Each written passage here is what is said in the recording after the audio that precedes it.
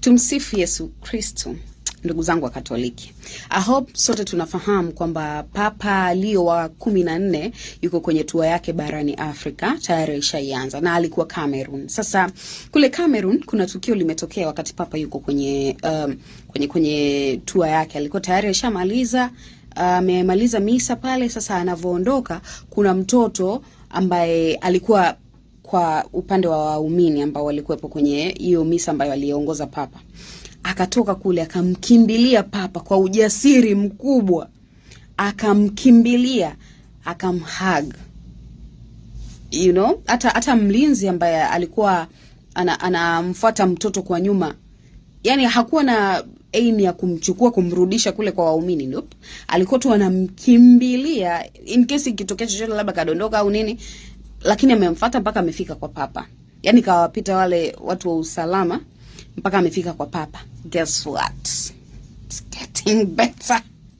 Papa amemkimbilia and then akambless, akambariki, akampa na rosali. Guys, as a Catholic girl, I know how it feels.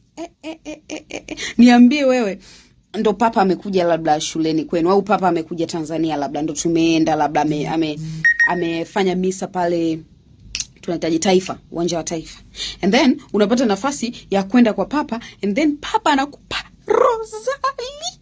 Catholic girls, nafikiri mnanielewa, au Catholic boys. Watu wa Katoliki nafikiri tunaelewana vizuri. We know how it feels. Yani sio actually Papa kiongozi wa dunia nzima. Sasa tuna hata mapadri wetu, yani wale askofu, kwa mfano Kardinali Pengo, rest in peace.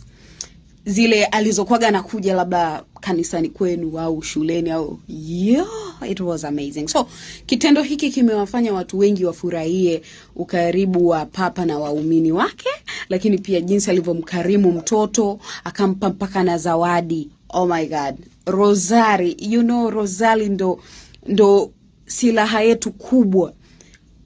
Papa amemshika mtoto kichwa akamwambia God bless you. God bless you. Guys, huwezi kunielewa mpaka uwe Mkatoliki. That feeling. So hii ni Cameroon, imetokea Cameroon, na watu wengi sana mtandaoni wamefurahishwa sana na ujasiri wa yule mtoto, lakini pia upendo ambao Papa amemuonyesha mtoto, lakini pia wale walinzi, wale watu wa usalama pale, namna ambavyo wamemwacha mtoto kwa sababu ameonyesha ujasiri mpaka kwenda kumfikia Papa, na Papa akamwambia God bless you, akampatia na rosali. Guys, yani hii ni memory yake mpaka anakuwa, yani atakumbuka hiki kitu. Yani she's blessed and she's cute, like a cute little girl. Oh my God, I wish I could be her. Like anyways, I'm trying to say ujasiri wake yani umefurahisha wengi, hata mimi umenifurahisha pia. And as a Catholic girl, I'm proud of her kwa kweli. You know, Papa Leo wa 14 ndo papa yetu mpya hivyo.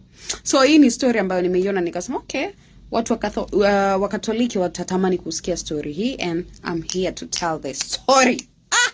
Kama una lolote, you know where to drop your comments. So drop it and drop it now. I'm your fellow Catholic girl, Sarafina Jerry. Yes, mini binto Jerry. Bye.